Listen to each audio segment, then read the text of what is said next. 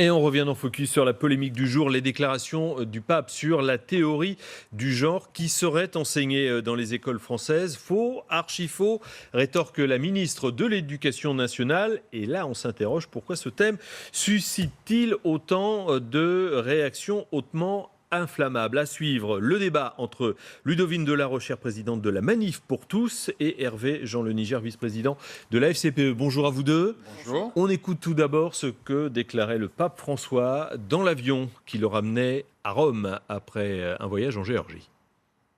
Un père français a demandé à son fils de 10 ans « Que veux-tu faire quand tu seras grand ?» Et le garçon lui a répondu « Être une fille ». Le père s'est alors rendu compte qu'à l'école,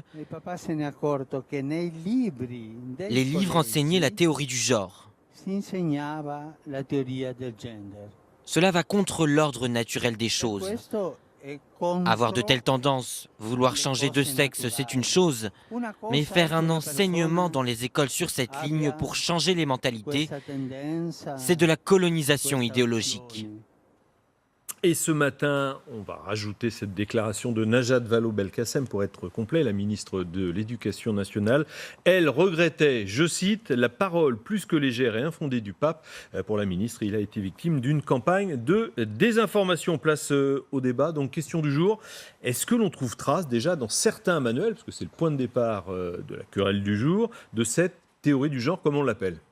Alors, qu'on l'appelle théorie au pluriel, au singulier ou idéologie du genre, le genre est bien présent dans les manuels scolaires et depuis plusieurs années, j'ai sous les yeux un manuel qui explique que si le sexe biologique nous identifie mâle ou femelle, ce n'est pas pour autant que nous pouvons nous qualifier de masculin ou de féminin. Je suis avec un manuel de première, LES, de l'éditeur Hachette, pardon. C'est exactement le principe même, la notion de genre dans sa version idéologue, militante, qui considère que notre corps n'a ni sens, ni importance, ni portée.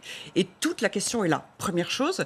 Et deuxième chose, l'école est-elle faite pour mettre en cause auprès des jeunes enfants, adolescents, leur identité sexuelle, garçons ou filles ? C'est le livre de science. C'est le livre de SVT, vous le trouvez chez tous les éditeurs, dans toutes les classes de première et en seconde, en sciences économiques et sociales, c'est la même chose. Hervé Jean Le Niger. Alors, a priori, c'est vrai, on trouve trace dans les livres. Alors, il faut reparler des faits et non pas faire des constructions abscons, qui sont tout à fait pernicieuses. La théorie des genres qui a été étudiée dans les années 70, effectivement, met en exergue le côté acquis ou inné de la sexualité, de la sexuation des individus. Il ne s'agit pas du tout de ça qui est enseigné à l'école. Ce qu'on enseigne à l'école, c'est la déconstruction des stéréotypes sexistes. Parce que, madame, tous les jours, il y a des femmes qui meurent à ce moment où je vous parle, sur les violences des hommes, dans les violences conjugales. On essaie donc de déconstruire les stéréotypes sexistes. Je vais vous donner un exemple très simple qui peut paraître drôle, mais qui est un exemple qui vaut ce qu'il vaut. On expliquera à une petite fille qu'elle peut devenir pompière ou mécanicienne. On expliquera à un garçon qu'il peut devenir sage-homme et qu'il n'est pas question d'orienter forcément un petit garçon ou une petite fille vers une prédestination dans un rôle dans la société. Ça n'a absolument rien à voir avec l'identité sexuelle. Alors, il faut cesser de répandre dans la société, comme vous l'avez fait depuis un moment, l'idée qu'on va enseigner à l'école, ce qui a fait beaucoup de bruit et beaucoup de vagues, qu'on va dire les petits garçons peuvent devenir des petites filles, les petites filles peuvent devenir des petits garçons. Vous faites quelque chose de terrible, madame, vous instillez la peur dans les esprits des parents. Moi, je tiens à rassurer les parents, en aucun cas, c'est ce qui se passe dans le cadre de l'éducation nationale.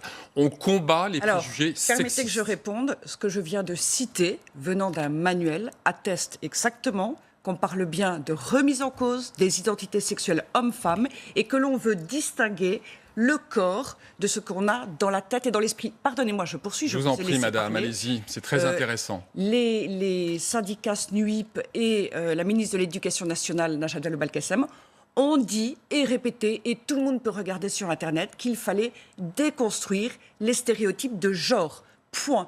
Et Pardonnez-moi, je poursuis. Oui, poursuivez, madame, parce que c'est important aussi... que vous montriez à quel point votre raisonnement est construit et pernicieux. Non. Justement, l'accusation. Il est très pernicieux. L'accusation. Vous faites un amalgame. Non, mais et ne un soyez pas glissement. insultant et désagréable. On laisse finir et vous répondez après. Ne soyez pas insultant et désagréable. Nous sommes sur des faits. Si, vous dites que je suis pernicieuse.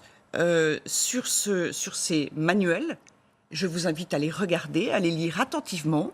On explique bien, et tout le long des pages, que le genre, c'est-à-dire notre comportement masculin ou féminin, n'est que construction sociale et que, en fait, implicitement, ça nous est imposé parce qu'en effet, certains courants pensent que c'est imposé parce que l'homme veut dominer la femme. Et alors, je poursuis. encore une fois, madame. Et je poursuis. Pardonnez-moi, je termine. Je termine.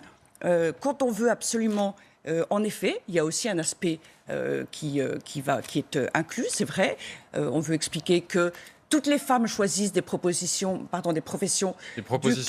du care et médecine, etc. Vous avez dans les manuels de primaire là, de cette année, les nouveaux manuels, un certain nombre de statistiques là-dessus.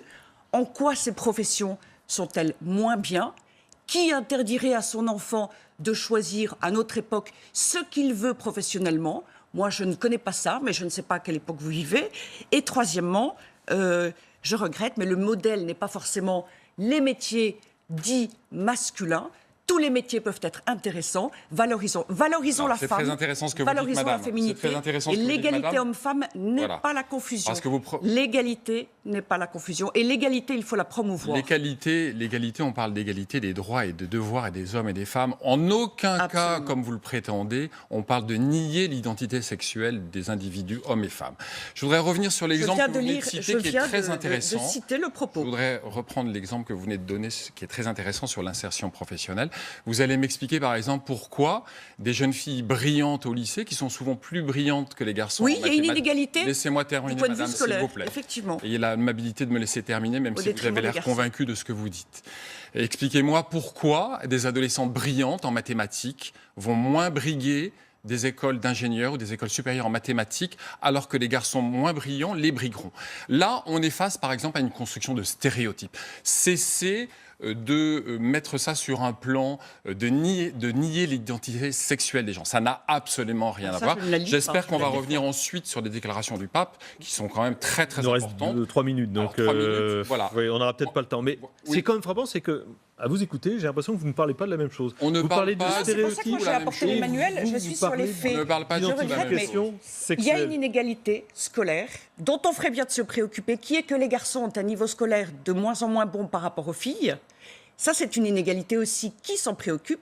Et deuxièmement, que les filles choisissent surtout, par exemple, les professions médicales, infiniment difficiles et longues en études, etc. Peut-on les laisser choisir tranquillement ? Et vous dites qu'on leur imposerait de choisir ces professions. Je regrette, le modèle n'est pas forcément masculin. Moi, je représente, madame, vous dites qu'elles ont intégré qu'il fallait qu'elles fassent des professions qui seraient moins bien. Elles sont aussi bien, ces professions. Ça. Moi, je suis représentant de la première fédération de l'école publique, qui est la plus importante, avec des centaines de milliers de familles adhérentes, avec des millions de parents derrière. Formidable, je représente aussi beaucoup de monde. Ce qui est important, oui, vous représentez des gens, effectivement, qui sont très, très heureux, peut-être, que le pape ait fait une telle déclaration qui visiblement, permettez-moi de le dire... Ça vous pose un problème ? Le pape, dans sa fonction d'homme d'État et dans sa fonction de représentant d'une confession religieuse, n'oubliez pas que nous sommes dans un État laïque, a franchi quand même quelque chose, un pas important. Alors, attendez. Laissez-moi terminer, madame. En déclarant que sur l'écoute qu'il a eue d'un papa qui lui a parlé entre deux portes, qu'on enseignait la théorie du genre en France. C'est très, très inquiétant, madame. Vous êtes en train d'instiller le doute. Moi, je tiens à répéter que dans l'école française publique, en tout cas, il n'y a pas de confusion sur ces problématiques-là, que ce qu'on enseigne, c'est l'égalité filles-garçons, on ne nie pas l'identité sexuelle, simplement tous les jours, madame, il y a des femmes qui sont violées, battues, tuées en France. Eh bien, luttons contre cela au lieu d'être dans la remise en cause des identités sexuelles. On est dans la remise en cause des identités sexuelles et non dans le respect des identités sexuelles. Vous faites une publicité à peu de frais pour votre future manifestation. Oui, bien sûr. C'est assez nauséabond. Bien sûr, c'est nauséabond. Non, mais ça, l'insulte est toujours un moyen, effectivement. Madame, 45 secondes ne cherchez pas à décrédibiliser, ne soyez pas insultant. Revenons à l'essentiel, à l'enfant. Moi, j'invite Najat Vallaud-Belkacem à revenir à une école, à des déclarations, à une évaluation. Madame, vous avez été enseignante il y a longtemps. Je crois que vous ne la connaissez pas, l'école. Aux familles. Vous ne la connaissez pas. Non, je suis juste enseignante à l'éducation nationale. Vous avez été professeur certifié vous avez depuis été enseignante 25 ans. il y a 20 ans avant de défendre Monsieur, les causes qui sont les vôtres. Je suis tout aussi légitime que vous et j'ai des enfants qui sont à l'école, etc. La question n'est pas là. Ce que je veux dire par là, c'est que il est en tout cas un fait, c'est qu'on s'interroge.